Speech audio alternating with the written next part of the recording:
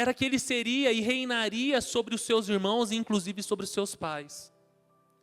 Mas se nós formos pegarmos o contexto daquela época, onde José era o caçula da sua casa, e naquela época quem tinha o direito era somente o primogênito, era somente o mais velho, era ele quem reinaria sobre os seus irmãos.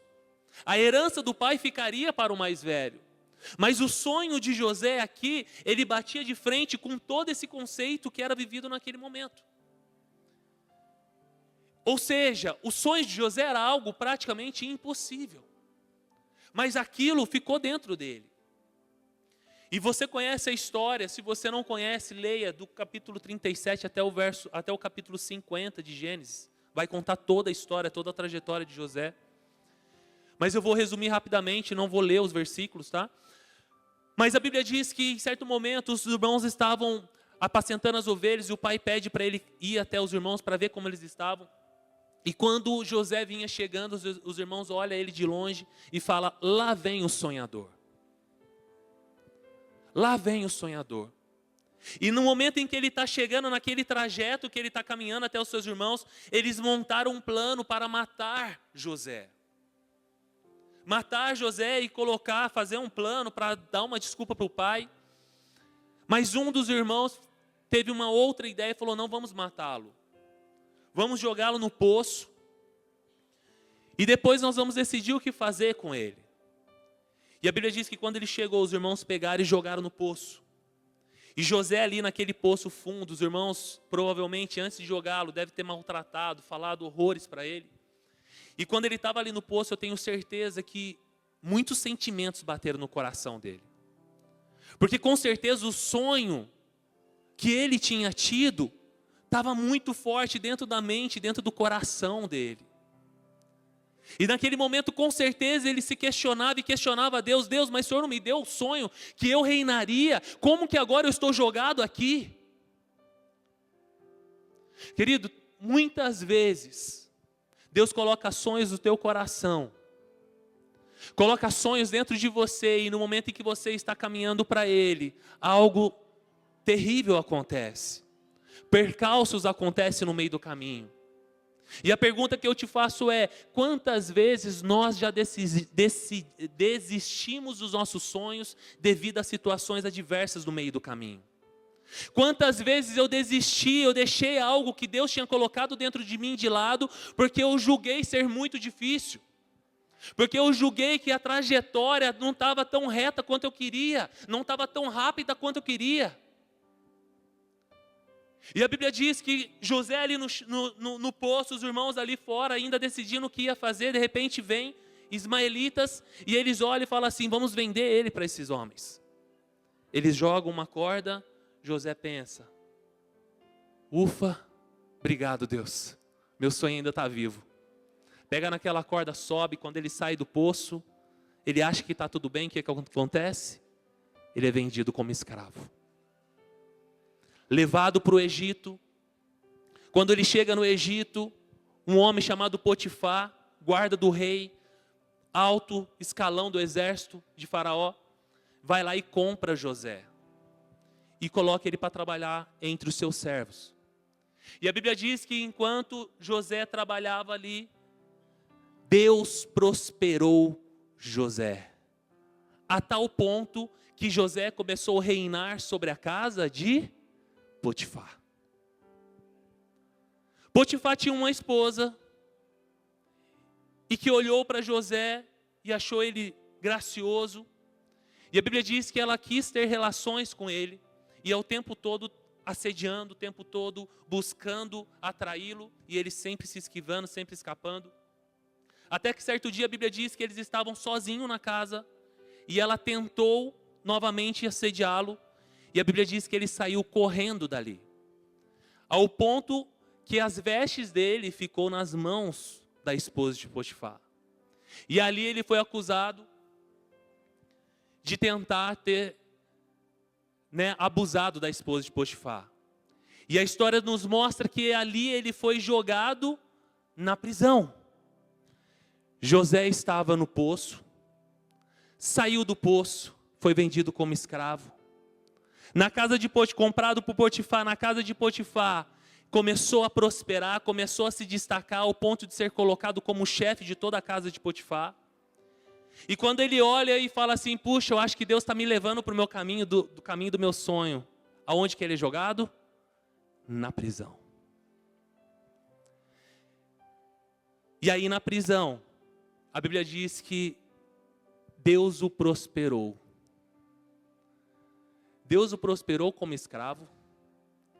Deus o prosperou como prisioneiro. Querido, entenda uma coisa. Quando Deus te chamou para reinar, quando Deus te chamou para algo, antes de você se tornar, você precisa ser. Antes de ter, eu preciso ser. Antes de ter a autoridade, ele reinou sobre ele. Antes de ter a autoridade, a posição de reinar sobre os seus irmãos, sobre o seu pai, José, naquele momento, ele decidiu reinar sobre as suas emoções, sobre o poço. Ele decidiu reinar sobre a posição de escravo. Aonde ele foi colocado, ali ele reinou. E eu declaro sobre a tua vida, onde Deus te colocar, você vai reinar em nome de Jesus. Se Deus te colocou o sonho, querido, de você ser um grande empresário, mas hoje você é apenas um ajudante. Entenda uma coisa, reine como ajudante, porque lá na frente Deus vai te colocar como um grande empresário em nome de Jesus. Você está entendendo? É fazer como, tudo que eu for fazer, fazer como se fosse para Deus. Quando tudo que eu tento fazer, eu faço como se fosse para Deus, Deus ele está me preparando para viver realmente aquilo que Ele tem preparado para mim e para você. Tudo que nós carregamos, o sonho que Deus colocou dentro de você, entenda, não é seu, mas é o sonho de Deus para uma geração. Toda a trajetória de José, e nós vamos encerrar essa passagem de José lá em Gênesis capítulo 50, verso 19 e 20. Depois que José passou por tudo, na prisão, ele reinou sobre a prisão. A Bíblia fala que Deus trouxe ali 2 servos de Faraó, ao qual tiveram 2, cada um teve um sonho. José revelou aquele sonho àqueles homens. E a Bíblia diz que um dos homens teve a morte e o outro foi restabelecido, o copeiro foi restabelecido. E quando ele revelou o sonho para o copeiro, ele falou, olha, lembre-te de mim quando você estiver na presença de Faraó. E a Bíblia diz que no momento em que ele saiu da prisão, até o momento em que ele realmente foi se lembrar de José, foram 2 anos. 2 anos. E quando ele se lembrou, Faraó trouxe José para a sua presença. José revelou os sonhos de Faraó, trouxe a solução. E ali ele foi estabelecido como governador de todo o Egito.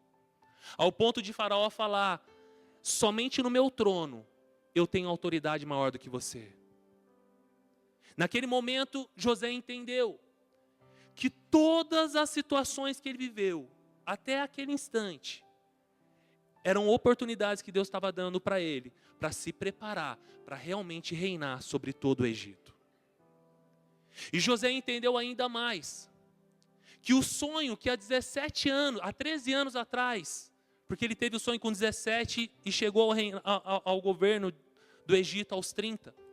Há 13 anos atrás, aquele sonho, não era um sonho para a vida de José, mas era um sonho que ia muito além de José, ia para toda a geração, ia para a promessa que Deus tinha dado para Abraão. E aqui no verso 50 ele deixa isso muito claro, que é no momento em que ele encontra os seus irmãos, ele diz assim, respondeu-lhe José, não temais, acaso estou eu no lugar de Deus? Vós, na verdade, intentaste o mal contra mim, porém Deus o tornou em bem, para fazer como vedes agora, que se conserve muita gente em vida. O sonho que Deus coloca em você é para que isso conserve muita gente em vida. Há centenas de anos atrás, Deus tinha dado uma promessa para Abraão. E se José não tivesse vivido tudo isso, essa promessa morreria. Porque os 7 anos de fome que se passaram à terra, toda aquela população iria perecer. Todo aquele povo pereceria. Então José entendeu que o sonho não era para ele, mas o sonho eram sonhos de Deus, onde ele era somente um instrumento. E eu declaro isso sobre a sua vida. O teu sonho não é para você. O teu sonho somente faz de você um instrumento nas mãos de Deus, para que se conserve muitas vidas em nome de Jesus. Você crê nisso? Dê sua melhor salva de palmas então para Deus, querido.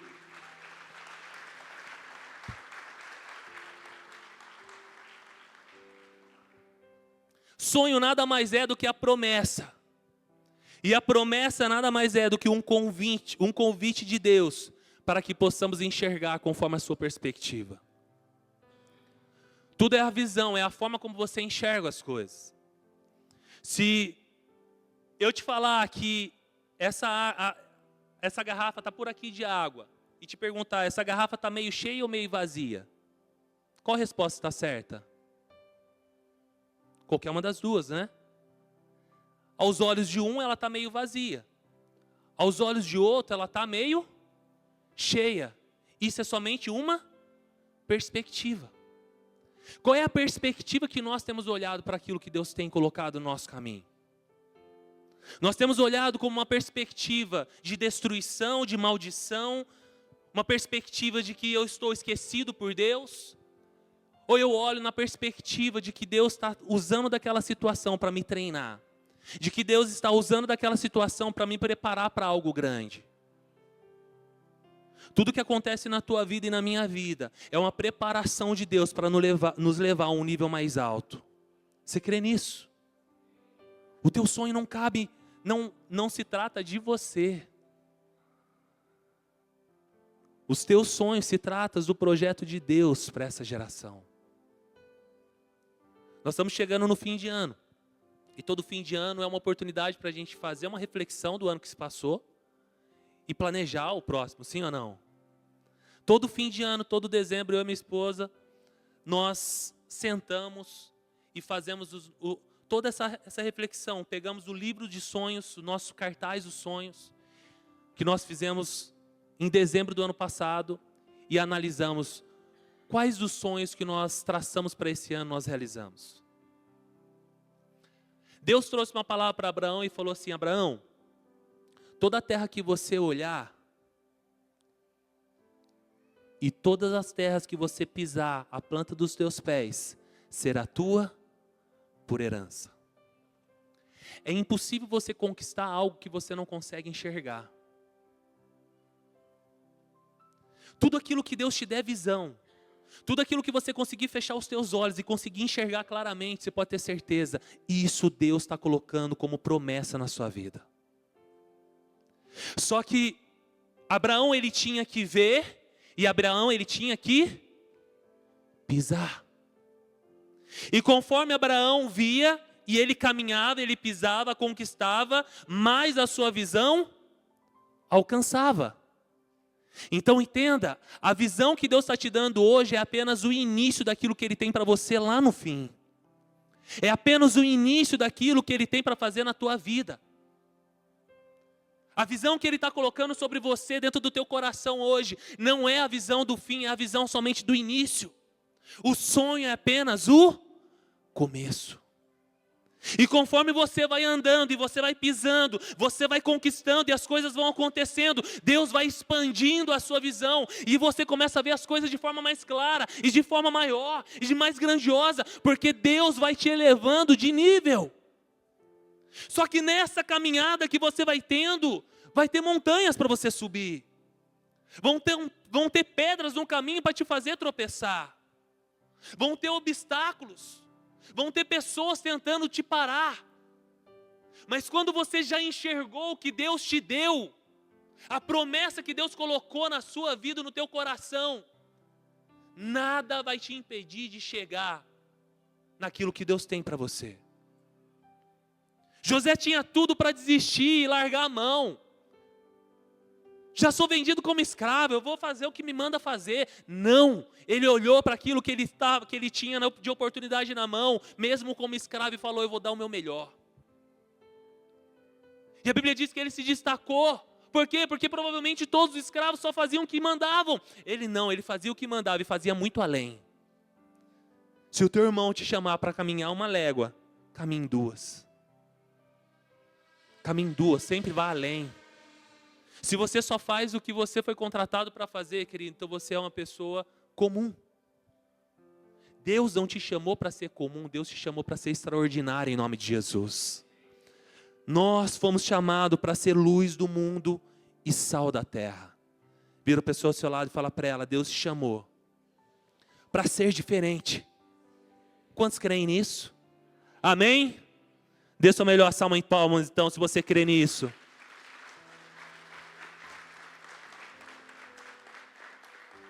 Então o sonho é um instrumento de fé. O sonho é a preparação do ambiente de fé. O sonho é a capacidade de enxergar o que ainda não existe. Fala comigo, Deus me criou. Mais forte, Deus me criou para carregar os seus sonhos. Agora lá em Lucas, capítulo 1, verso 5 e 7. Lucas, capítulo 1, verso 5 e 7.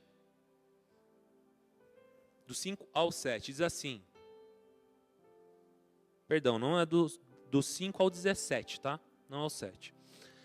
No dia que Herodes, rei da Judéia, houve um sacerdote chamado Zacarias, do turno de Abias. Sua mulher era das filhas de Arão e se chamava Isabel. Ambos eram justos diante de Deus, vivendo irrepreensível em todos os preceitos e mandamentos do Senhor. E não tinham filhos. Fala comigo, e não tinham filhos. Porque Isabel era estéril. Fala comigo, estéril. Sendo ela avançada em dias. Ora, aconteceu que exercendo ele diante de Deus o sacerdócio, na ordem do seu turno, coube-lhe a sorte, segundo o costume sacerdotal, entrar no santuário do Senhor para queimar incenso. Durante esse tempo, toda a multidão do povo permanecia da parte de fora, orando. E eis que lhe apareceu um anjo do Senhor, em pé, à direita do altar do incenso. Verso 12. Vendo Zacarias, turbou-se e apoderou-se dele em temor. E disse-lhe, porém, o anjo: Zacarias, não temas, porque a sua oração foi ouvida. E Isabel, tua mulher, te dará um filho, que darás o nome de João. E em ti haverá o prazer e a alegria, e muitos regozijarão com o seu nascimento, pois ele será grande diante do Senhor. Não beberás vinhos, nem bebida forte, e será cheio do Espírito Santo, já do ventre materno, e converterá muito dos filhos de Israel ao Senhor seu Deus. E irá diante do Senhor no espírito e poder de Elias, para converter o coração dos pais aos filhos, converter os desobedientes à prudência dos justos e habilitar para o Senhor um povo preparado. No verso 13, o anjo diz para ele, Zacarias, disse-lhe, porém, o anjo Zacarias: não temas, porque a tua oração foi ouvida. Qual era a oração de Zacarias? Vamos pensar? A esposa estéril. A Bíblia diz avançada em dias, ou seja, numa idade já mais avançada. Provavelmente esse casal, e naquela época, naquele contexto, hoje você pergunta para os casais, né? E aí, vai ter filho? Não, sou pai de pet. Não é? Normal hoje em dia, mas naquela época era uma honra ser pai, ser mãe, gerar filhos. Quanto mais filhos, mais abençoada aquela família era. E aquele homem de Deus, mulher de Deus, a Bíblia fala que eles eram irrepreensíveis diante do Senhor. Tudo que tinha referente à lei, eles estavam ali fiéis a Deus, mas eles não tinham filhos. Esse casal, provavelmente, eles passaram uma vida inteira orando e clamando por um filho. E aqui o anjo fala para ele: não temas, porque o Senhor ouviu as tuas orações. Eu não sei por quanto tempo você tem orado por isso que você tem orado. Mas eu falo para você, querido, não pare de orar. Não desista desse sonho. Não abra mão do que Deus colocou dentro de você. Não importa quanto tempo faz. Não importa quantas vezes você já orou, quantas vezes você já jejuou. Não importa. As pessoas olham e falam assim: vou fazer o jejum de Daniel. Glória a Deus, 21 dias. Querido, Daniel ele nunca se colocou à disposição de fazer 21 dias de jejum. Ele se colocou à disposição de fazer jejum até a resposta vir. E a resposta veio no 21º dia. Então, para com esse negócio, vou fazer 21 dias, vou fazer 40 dias. Não, faça até Deus te responder. Seja a resposta no 1º dia, no 20º dia, no 100º, no 1000º, daqui a 10 anos, não importa quanto tempo, Deus vai trazer a resposta para aquilo que Ele colocou no teu coração. Mas antes, você precisa caminhar. Você precisa insistir. Eu sempre falo que a saída do fraco é desistir. A alternativa do forte é insistir até as coisas acontecerem. E toda vez que você desiste, eu lembro de uma vez, eu organizava, a gente tinha um evento no outro ministério que fazia parte, em Brasília. E todas as viagens para Brasília, quem organizava era eu. E eu lembro que a gente negociava, sempre que a gente ia lá, nós ficávamos num hotel chamado Manhattan. E eu ligando, e ficava lá: você é o 20º da fila. Você é o 18º da fila. E ia nessa escalinha. E eu lembro que quando faltava 2 pessoas, a ligação caiu. Ai, meu Deus. Aí na mesma hora já apertei aquele radial da época, né? Não sei se vocês lembram, acho que nem tem mais isso, né? Tum, bum.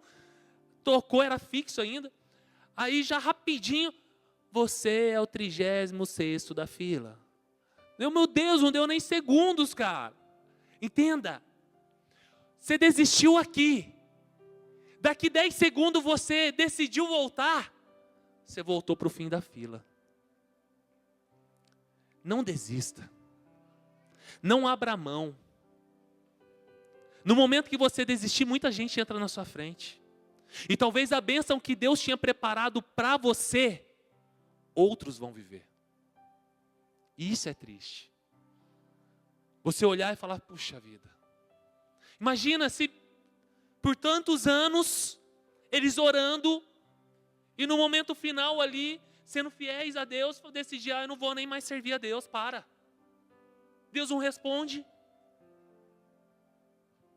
O filho que veio para ser, o homem que veio para ser aquele que traria as boas novas a respeito de Jesus, do Messias, ele nasceria no ventre de outra mulher, e não de Isabel.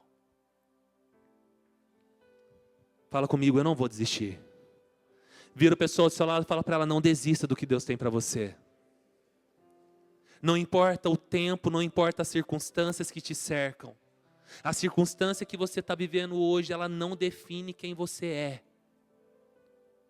Muitas vezes nós nos deixamos nos definir a nossa identidade, definir o nosso caráter, definir a nossa competência pelo ambiente, pelo momento que eu estou vivendo. Pelo momento que eu estou vivendo.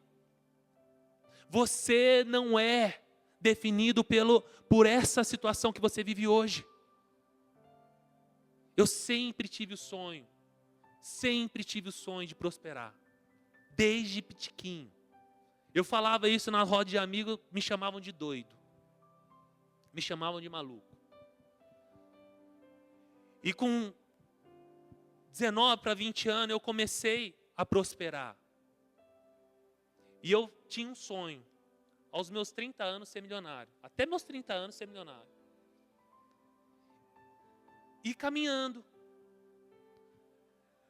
Em 2016, eu quebrei de um jeito. Eu fiquei devendo mais de 400 mil reais. Devendo. Eu fui morar num quartinho, acho que eu comentei isso com o pessoal da Wake. Eu fui morar num quartinho no fundo da minha sogra. Que o meu filho mais velho, quando ele precisava ir no banheiro de noite, ele fazia num baldinho. Porque era na parte de trás, né, que a lavanderia era embaixo, tinha um quarto em cima. E a escada era uma escada de caracol, cara, que você tinha que descer assim, ó. E aí de noite, no frio, eu não ia descer com ele pela escada, com o risco dele cair. Ele fazia o xixi num baldinho de água, 2017. Mais exatamente, em outubro de 2017, nós fomos para lá. E ali, cara, eu não via perspectiva, ao ponto da gente decidir ir embora para os Estados Unidos, largar tudo para trás, falar, vamos embora. Devendo muito dinheiro, totalmente quebrado, cheio de ação trabalhista, e um monte de coisa. Eu falei, meu Deus, como que eu vou sair dessa?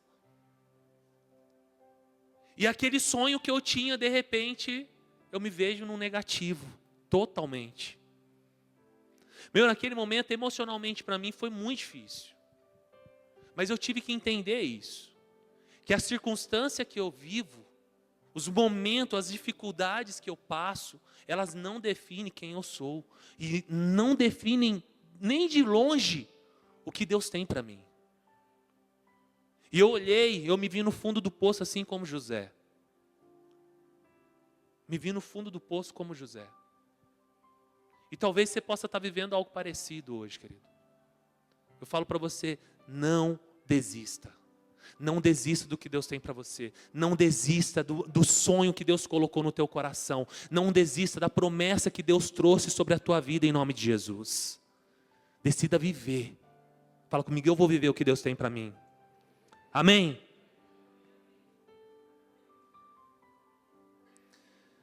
Lucas, capítulo 1 ainda, no verso 26, 38. Diz assim: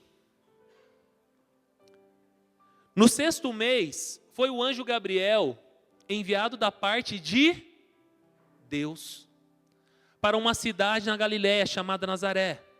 E uma virgem desposada com certo homem, da casa de Davi, cujo nome era José. A virgem chamava-se Maria. Entrando o anjo aonde ela estava, disse: alegra-te, muito favorecida, o Senhor é contigo. Ela, porém, ao ouvir estas palavras, perturbou-se muito e pôs-se a pensar no que significavam essas saudações.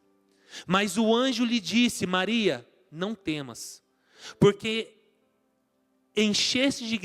achaste graça diante de Deus. Eis que conceberá e dará à luz a um filho, a quem chamarás pelo nome Jesus. Este será grande e será chamado Filho do Altíssimo. Deus, o Senhor, lhe dará o trono de Davi, seu pai. Ele reinará para sempre sobre a casa de Jacó, e o seu reinado não terá fim. Então disse Maria ao anjo: como será isto? Pois não tenho nem relação com homem algum. E respondeu-lhe o anjo: descerá sobre ti o Espírito Santo, e o poder do Altíssimo te envolverá com a sua sombra. Por isso também o ente santo que há de nascer será chamado Filho de Deus. E Isabel, tua parenta, igualmente concebeu um filho na tua velhice, sendo este já o 6º mês para aquela que dizia ser estéril. Porque para Deus não haverá impossível em todas as suas promessas. Então disse Maria: aqui está a serva do Senhor, e que se cumpra em mim, conforme a tua palavra. E o anjo se ausentou dela. Olha o verso 37. Porque para Deus não haverá impossível em todas as suas promessas. Se existe promessa de Deus sobre a tua vida, talvez você olhe hoje e fala: é impossível.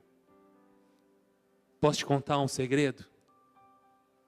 O nosso Deus é o Deus do impossível.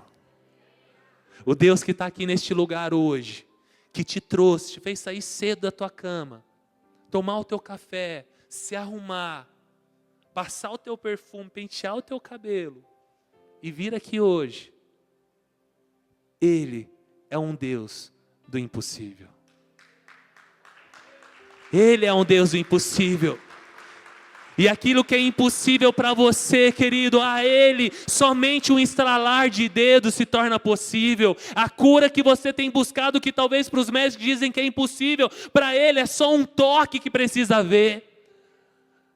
Um milagre que você tem buscado, a conversão dos teus filhos, dos teus pais. Querido, somente um toque de Deus acabou. Tudo se torna possível num estralar de dedo para Ele. É somente o Espírito Santo visitar a tua casa que tudo se torna possível. Você carrega os sonhos de Deus. E eu quero te desafiar, querido. Como eu falei, eu e a Vitória, todos os anos, junto com os nossos meninos, a gente senta e a gente traça todos os sonhos, todos os objetivos que nós queremos ter em todas as áreas. Ministerial, nossa vida com Deus, nosso relacionamento, viagens, conquistas, financeiramente, o quanto nós queremos ganhar no ano, nós colocamos. Porque nós entendemos que nós precisamos, aquilo que eu consigo ver, eu posso realizar. E eu posso te falar uma coisa? Mais de 90% das coisas que nós colocamos todos os anos, nós temos alcançados. Todas as coisas.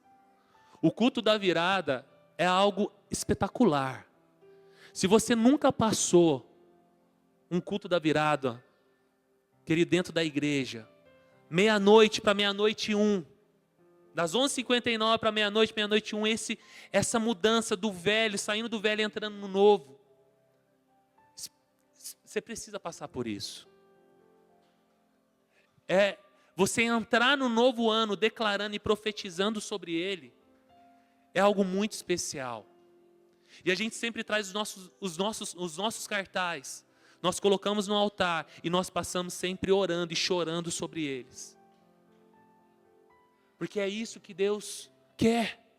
É estar em primeiro lugar. E no princípio, Deus. No princípio do teu ano, Deus precisa estar nele.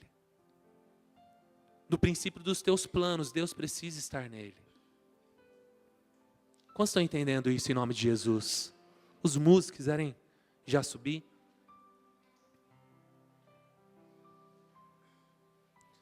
José, jovem, caçula, improvável de viver o que Deus estava colocando no coração dele. Isabel, estéril e já de uma idade bem avançada. Maria, jovem e virgem. 3 personagens ao qual era improvável eles viverem um sonho. 3 personagens ao qual, se eles falassem do seu sonho, eles seriam ditos como loucos. Tanto é que Zacarias, ele nem acredita muito no anjo e fica mudo até o nascimento de João. Nem ele, o pai, acreditou muito, falou, não é brincadeira, você está brincando comigo. Querido, Deus não brinca na promessa dele. Se ele falou que vai fazer, ele vai fazer. E talvez você seja um desses improváveis. Assim como eu, e muitas vezes já fui improvável. Mas eu declaro que você vai viver todos os dias. A palavra diz que antes da fundação do mundo, Deus te escolheu nele. Mas Diego, eu não sou capaz, é algo muito grande. A Bíblia diz que Deus te escolheu nele, antes da fundação do mundo. Entenda uma coisa, antes da fundação de tudo, Deus ele olhou para dentro dele e encontrou você. Deus ele olhou para dentro dele e encontrou você. Então como que você não é capaz de realizar algo? Como que você não é capaz de viver algo? Como que você não é capaz de viver e de fazer aquilo que Deus está te pedindo para fazer? No momento em que eu olho para mim e falo, eu sou incapaz disso, eu estou dizendo que Deus errou de alguma forma. E Deus não erra. Deus não erra. Deus ele não errou quando Ele colocou esse sonho dentro de você, queridão, não sei qual é. Eu não sei o que queima dentro do teu coração. Eu não sei quais foram os sonhos que você já deixou de lado por julgar ser muito grande. Que durante o caminho, na trajetória, os percalços, as dificuldades, as pessoas. Quando Jesus dá direção aos discípulos para eles irem pregar o evangelho, Ele fala assim, vai. E se no caminho alguém te cumprimentar, não pare e cumprimente de volta. Sabe por quê? Porque quando você está no caminho, aqueles que já pararam estão aonde? À beira do caminho. Você está na Dutra, você só vai para o acostamento quando você vai fazer o quê? Parar, amém? Parar. Então à beira do caminho estão aqueles que pararam. E quando você está no caminho, focado naquilo que Deus tem para você, na promessa que Deus tem para você, desviando das pedras, desviando, sabe, subindo montanha, descendo montanha, enfrentando gigante, as pessoas que estão à beira do caminho, são as pessoas que pararam. E de alguma forma, elas vão tentar te fazer parar. Vão te distrair, vão tirar sua atenção. E Jesus dá uma ordem clara para aqueles discípulos. Se te cumprimentarem, não cumprimente de volta. Só siga no caminho. Só siga no caminho. Poxa vida, mas eu não sou ignorante a esse ponto, né? Grosseiro, né? Grosseiro. Pô, a pessoa te cumprimenta, você nem olha para ela, você segue. Mas quando você está no caminho que Deus te direcionou para ir, não pare por nada e nem por ninguém. Só vai. Só vai, só vai. E Deus vai te dando força. E Deus vai abrindo o seu campo de visão. E Deus vai te dando visão do além. E do além. E as coisas vão se tornando grande. Vai tomando forma dentro de você. E aquilo que parecia grande, querido, vai se tornar ainda maior. Porque o nosso Deus, Ele não é um Deus o suficiente. Não viva uma vida buscando pelo suficiente de Deus, querido, porque você não vai encontrar. Porque a Bíblia diz que o nosso Deus, Ele é um Deus de abundância. Um Deus de abundância. No Away que nós falamos, que quando Deus Ele nos criou, Ele nos colocou no Éden. E Éden significa lugar de abundância, lugar da presença de Deus. Aonde Deus habita existe abundância. Deus habita na tua casa, então vai haver abundância sobre a tua casa. Se Deus habita no teu casamento, vai haver abundância sobre o teu casamento. Se Deus está nos seus negócios, vai haver abundância sobre os seus negócios. Se Deus está no centro do teu ministério, vai haver abundância sobre o teu ministério em nome de Jesus. Você crê nisso? Se coloque em pé então, igreja. O que Deus tem para nós é sobrenatural. E eu quero te desafiar, querido, a você sentar com a tua família e vocês prepararem o livro dos sonhos de 2025.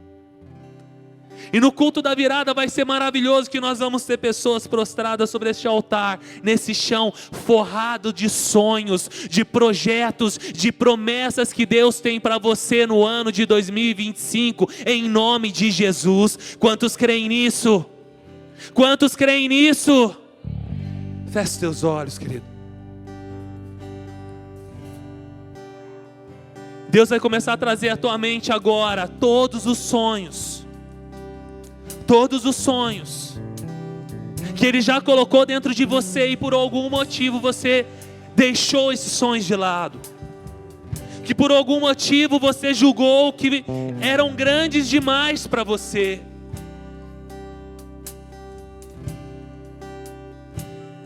E Deus vai começar a restaurar a chama desse sonho dentro de ti. Esse sonho ele vai voltar a queimar dentro de você, porque Deus ele mostra para você que esse sonho ele não é seu, mas é um sonho dele para toda uma geração. E você é somente um instrumento, é aquele que carrega o sonho de Deus para essa terra. Você não prospera para você, você prospera para tornar outros prósperos.